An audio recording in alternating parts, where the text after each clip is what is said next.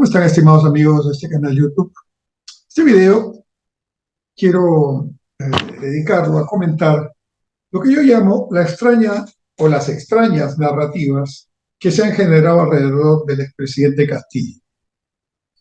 Debo decir que, en primer lugar, que el expresidente Castillo tuvo éxito, uno de los pocos que ha tenido, en generar una imagen a nivel internacional en los pocos viajes que hizo y en cuantas declaraciones ha realizado, que tampoco han sido muchas, de que si él tenía problemas en su gobierno, no era porque él era una persona de poca capacidad, que sí lo reconoció en la entrevista que le dio a CNN,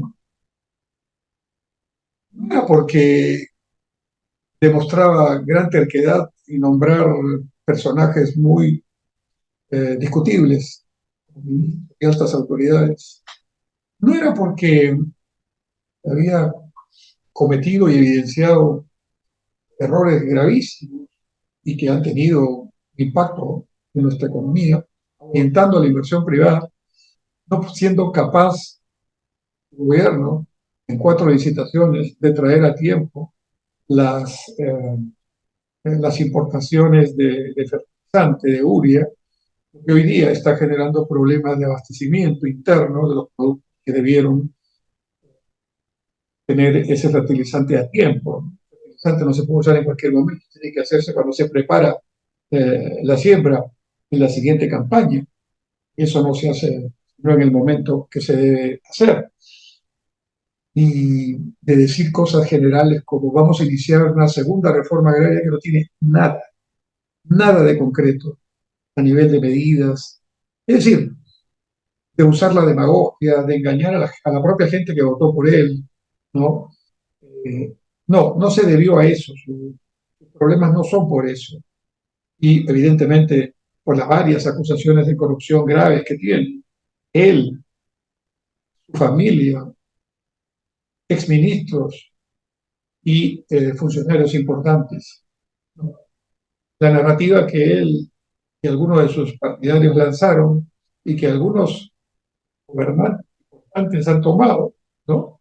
Como verdad, que a él esa situación difícil se debió a que la derecha, no sé si es tan importante la derecha aquí en el Perú, pero la derecha logró, digamos, matizarlo por ser un local, por ser básico, por venir desde la provincia, por, digamos, no tener digamos, el perfil social, sociológico que supuestamente debe tener un político un presidente.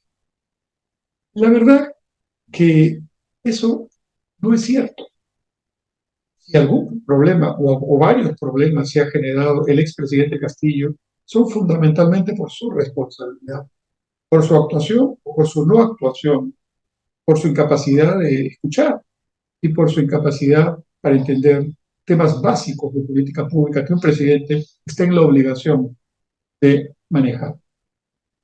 Entonces, esa narrativa que señala que todo esto se debe a que nunca lo aceptaron, no es cierto. Cuando él gana la segunda vuelta electoral, sí, hubo, y desde la primera vuelta, hubo discusiones, denuncias, nunca aclaradas totalmente, quiero decir, de que se habrían producido situaciones, digamos, irregulares, por lo menos en algunos aspectos, algunos sectores de la votación. Yo no creo que estos hayan generado definitivamente el resultado, pero hubo esa sospecha que, repito, la normatividad electoral y los órganos electorales en su momento no aclararon contundentemente. Pero ustedes son testigos, yo en este canal he sido muy claro y autocrítico, ¿no? El señor Castillo llegó al gobierno no fundamentalmente por sus méritos, ni por hacer trampa en la votación, sino fundamentalmente por los deméritos, por la tremenda incapacidad para ubicar bien una actuación política de los demás, donde estamos todos, los que no somos sus partidarios, nunca lo fuimos. es fundamentalmente una cuestión de aritmética, de suma y resta. Y del 100% de la población que tiene posibilidad de votar, ¿no? Él solo consigue en la primera vuelta, en voto directo, el 11%, y con la candidata Fujimori un poco menos. La suma de ambos candidatos quedaron en primer y segundo. La suma de ambos candidatos no supera los votos viciados, blancos, más, que fueron como 2.700.000, más los votos fueron a votar, es decir, los ausentes, que fueron como 5 millones. Es decir, más de 7 millones de votos no fueron a votar y para no pagar la multa, viciaron, dejaron en blanco, etc. Entonces, en realidad, cifras sobre las que se considera una elección, y así dice la ley electoral, significa, obviamente, no contar los que no fueron, y de los que fueron, descontar los quedados blancos nulos. Y esa votación, ya descontados estos votos, se vuelve el 100% sobre el cual se sacan los porcentajes. Repito, así lo dice la ley electoral. Y así ha sucedido en otros casos. Pero en este caso, claramente, cuando el presidente Castillo o sus principales voceros decían, no se quiere aceptar que el pueblo ha hablado, ¿no? Con su voto, sí, el 11%. Y claramente, ese 11%, aunque nos parezca mentira, terminó ganando la elección. ¿Cómo? Porque pasó el primero, que era el señor Castillo, y la segunda, que es la señora Fujimori, a la segunda vuelta. Y en la segunda vuelta, ese 11 se convirtió en 50 y tantos, pero no por mérito nuevamente de Castillo, sino fundamentalmente por el antivoto a Fujimori. Y nuevamente hubo un número importante de votos a Fujimori. Entonces, cuando vemos en la primera vuelta 5 candidatos de centro y de derecha representaban o representaron en votos, ¿no? Aproximadamente cerca del 70%, poco menos del 70% del total de la votación. Ahí está la suma que nos falla. Si el 70% se divide en varios partidos y el 30% se divide en dos, entonces lógicamente el resultado es el que conocemos, pero no como consecuencia de una acción brillante, estupenda, de un convencimiento, de una propuesta, ¿no? Los resultados de estas sumas y restas. Y de esta, pero, lección importante de los ciudadanos y de los líderes y de los partidos políticos, que no supieron ponerse de acuerdo para aglutinar fuerzas en uno o dos candidatos, y así que la aritmética funcione a favor de la política y no al revés. Entonces, dicho esto, es falso que se le haya negado al presidente su constitucionalidad porque era bajito, era profesor o venía de provincias. Yo siempre digo en estos videos, ustedes son testigos y pueden mirar el video que está todo colgado en la web. Mi madre fue maestra. ¿Qué más orgullo podríamos sentir que un maestro rural llegue a la presidencia? Pero, por ejemplo, pudiera haber hecho, definitivamente no fue capaz de hacerlo, ni siquiera se le ocurrió, ¿no? Un gran gobierno en términos de educación. Imagínense que un maestro rural llegue a la presidencia y diga, miren, yo voy a hacer que en los temas que no soy especialista, vayan personas que conozcan. Pero mi política va a ser fundamentalmente lograr que la educación en el Perú se ponga a un nivel de manera tal que al final de la educación básica los estudiantes egresados tengan estas características, estos valores, estas cosas. No, bueno, no, no fue así. Pero Castillo y algunos de sus voceros se encargaron de crear esa idea de victimización, que fue comprada en un primer momento, nada menos que por el dictador Maduro en Venezuela, su vocero, ex vicepresidente Diosdado Cabello, quienes han dicho a propósito de la salida de Castillo, le han hecho un golpe de Estado a Castillo. promovido por los Estados Unidos. Esa eh, imaginación ideológicamente febril que tienen ellos, inmediatamente de etiquetar. Si Estados Unidos es esto, no, ha sido el mismo Castillo, que pretendió públicamente y ante todo el país por televisión nacional liderar un autogolpe que no le resultó. Pero que no. Lo que pasa es que un autogolpe, como no es una medida constitucional, ¿no? Supone que la autoridad que ejerce la fuerza en nombre de la nación, que son las Fuerzas Armadas y la policía, tienen que actuar de acuerdo a lo que el dictador dice, dado el golpe. Pero ni la policía ni las Fuerzas Armadas actuaron, menos las instituciones civiles, que todas una por una dieron a pronunciarse en contra. Y en 3, 4 horas se acabó el autogolpe del señor Castillo, no de los Estados Unidos, ni de la derecha peruana, ni del centro peruano, ni de la oligarquía, etcétera. Pero quien sí ha sido un presidente que estaba constantemente apoyando públicamente a Castillo, es el presidente López Obrador. Siempre en sus famosas y creo que diarias eh, conferencias de prensa que da en la Ciudad de México, había señalado que Castillo estaba permanentemente hostigado por la derecha y la oligarquía y los medios de comunicación. Claramente este apoyo del presidente mexicano se tradujo en una acción concreta que ahora sabemos de boca del propio presidente López Obrador, es decir, Castillo logra pedir un asilo a México en medio de su autogol. Y el presidente López Obrador señala que se lo habría dado ya si es que hubiera llegado a la embajada. Pero luego dice, así cito textualmente al presidente mexicano, pero la embajada mexicana fue tomada.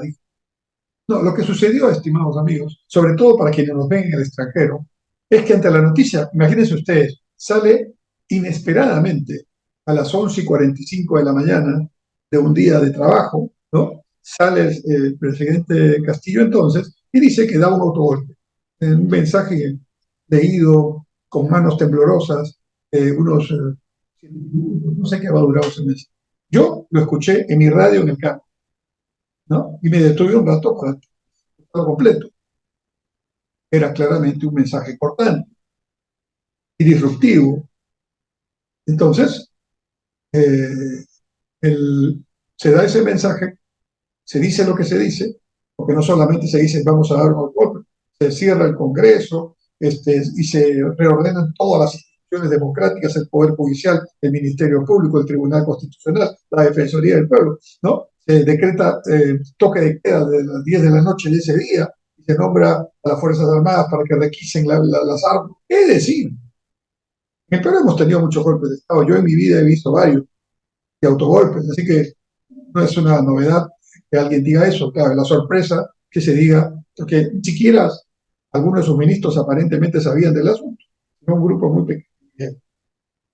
Entonces, en medio de esa circunstancia, escuchando como yo escuché en la radio de mi carro este anuncio, a la hora que no seguía de cerca porque había que ver cómo reaccionaban las instituciones. Felizmente, la Fuerza Armada, todos los integrantes de las Fuerzas Armadas y la policía sacaron un comunicado y dijeron, nosotros no debemos obediencia a quien ha roto la Constitución.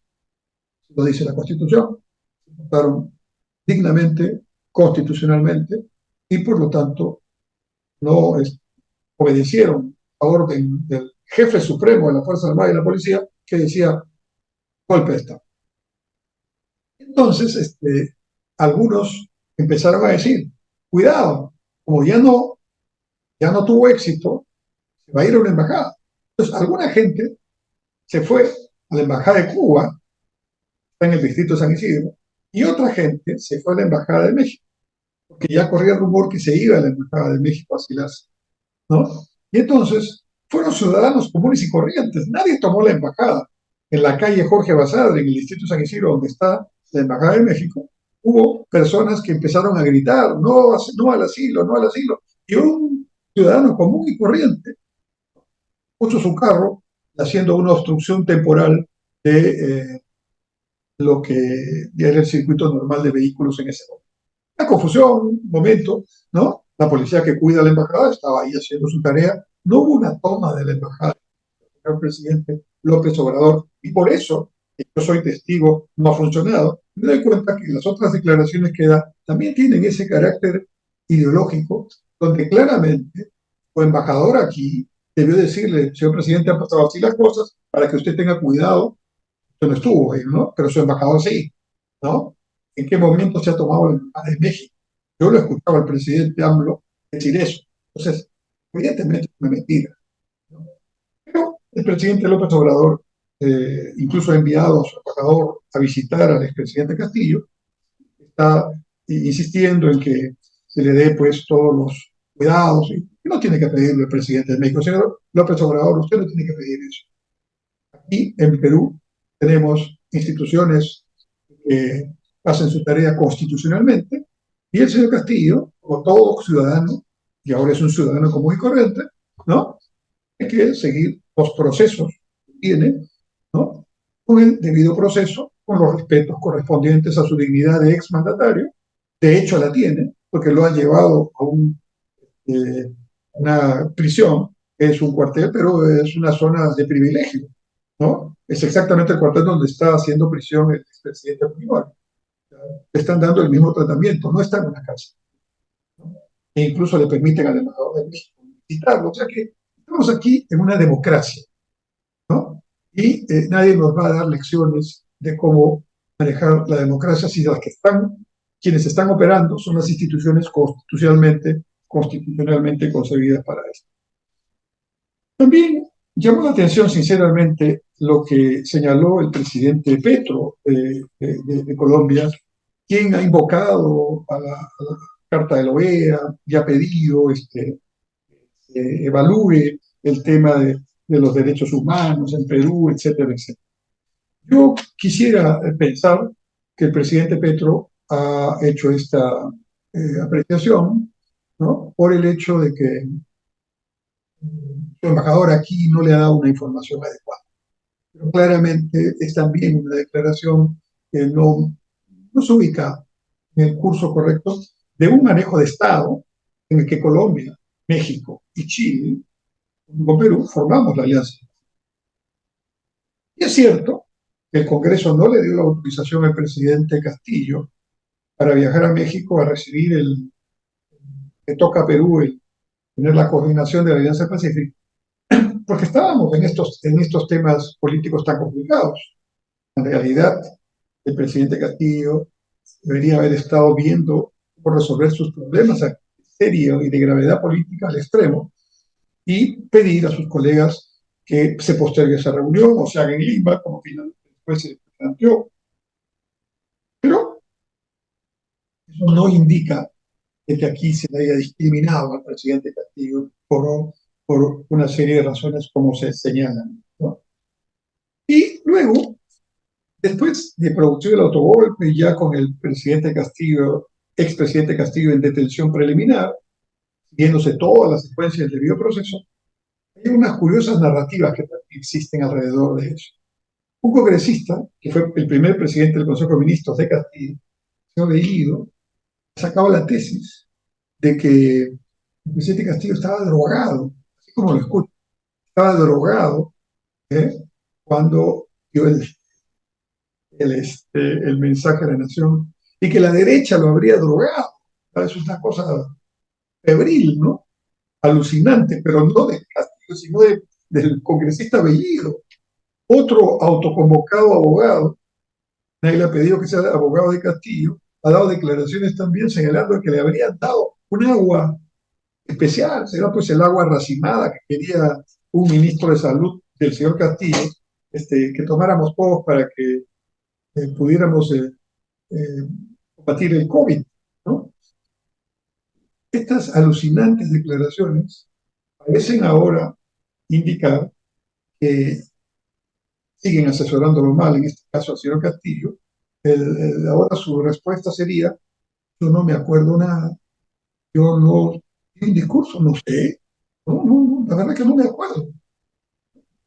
Y, y curiosamente, cuando la fiscal o el juez supremo le ha pedido en las audiencias preliminares al señor Castillo que responda, ha dicho, no tengo nada que responder, yo no me acuerdo. Y otra congresista de Perú que fue a visitar al exmandatario a la prisión, señaló, pero no se cometió un error aquí, fue un decir, no se consumó, ¿no? Es decir, guardando la distancia, que alguien está con una pistola y dice, voy a apretar el gatillo y está al frente, ¿no? Eh, como no se consume el disparo, no se consume el disparo porque la pistola que tiene no tiene balas porque el policía que le dio la pistola se encargó de sacar la bala, ¿cierto? Hubiera disparado si hubiera podido, pero no dispara, entonces no ha cometido ningún delito esa persona, amenazado con una arma de fuego, ¿no? Es curioso, son curiosas estas situaciones, pero sobre todo para quienes nos ven fuera del Perú.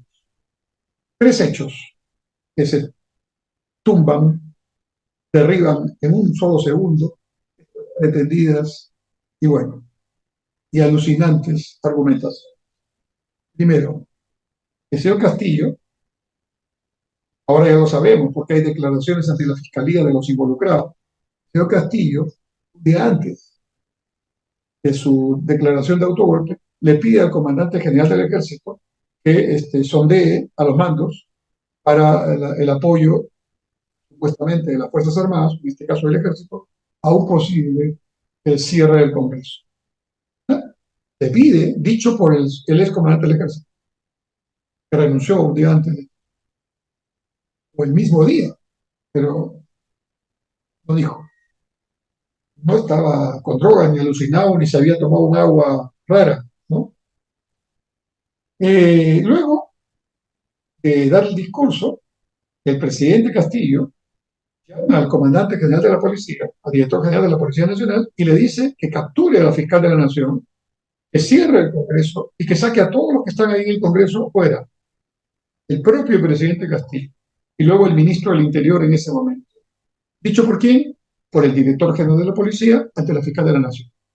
Y el director general de la policía se junta con su comando y deciden cumplir el mandato constitucional que señala que nadie debe obediencia a un usurpador a quien ya no está en un ejercicio democrático. Y en lugar de detener al fiscal de la Nación, ordena que un grupo de élite de la policía detenga al presidente cuando se dirigía hacia la Embajada de México. Así pasó, en plena vía pública. Tercero, por voz del propio presidente de México y de su ministro de Relaciones Exteriores, el presidente Castillo en ese momento llama al gobierno de México, llamó a López Obrador no le contestó, pero luego le avisaron y luego llamó al canciller y el secretario de Relaciones Exteriores y luego el secretario llamó al embajador para que le den las facilidades porque anuncia que se va hacia la embajada de México con su familia a asilarse, obviamente. No estaba drogado ahí ni sabía agua. En otras palabras, el señor Castillo sabía exactamente lo que hacía. Lo venía planificando hace mucho, ¿no? Y alguna gente a su alrededor le avivaba estas tendencias golpistas, yo diría que incluso hasta senderistas, ¿no? Que en algún momento el señor Castillo ha defendido. Entonces, no creamos en narrativas que vienen desde lamentablemente diferentes puntos, no son mayoritarios, son algunas personas, ¿verdad? Pero que aquí sus partidarios, que los tienen, la minoría, pero los tienen, ahora están diciendo para tratar de salvar las imputaciones penales que les están haciendo, porque curiosamente, la razón por la cual está detenido el presidente Castillo no tiene que ver con sus denuncias fiscales de corrupción. Eso todavía no está con ninguna medida de fuerza, sino por el delito que está establecido en la Constitución y la infracción constitucional, ¿no? De posible rebelión o sedición, ¿no? Que ha cometido. Claro que lo cometió, lo vimos todos los peruanos. Y si estaba con agua o con alguna otra circunstancia que le hizo temblar el papel mientras hablaba, es por su conciencia, que sabía que estaba allí tomando una medida inconstitucional y porque además estoy absolutamente seguro, estaba convencido de que ya no tenía más escapatoria para todos los temas que ahora vendrán, que implican su actuación como presidente, su actuación como persona involucrado en temas muy graves que tienen que ver con corrupción y que con el debido proceso tendrán que ser analizados. Entonces, espero haber aclarado los temas. Ahí están las evidencias, ¿no? Y no miremos pajaritos, como el pajarito que vio alguna vez el presidente Maduro, que supuestamente le decía a través del pajarito el expresidente, el dictador Chávez, qué es lo que tenía que hacer, ¿no? Algunos dirigentes de izquierda del llamado socialismo del siglo XXI, pues están adoptando estos pajaritos. Pues la realidad está aquí, pueden venir aquí. Acá hay libertad de expresión, libertad de opinión. Pueden venir y preguntar a todos y encontrarán que esta es la realidad. Y por cierto, el presidente chileno, muy bien asesorado, se ha cuidado de no declarar, ¿no? Porque claramente, ¿quién puede declarar a favor de Castillo después de dar un autogolpe? Es algo que no aprecie la democracia y la constitucionalidad. Muchas gracias.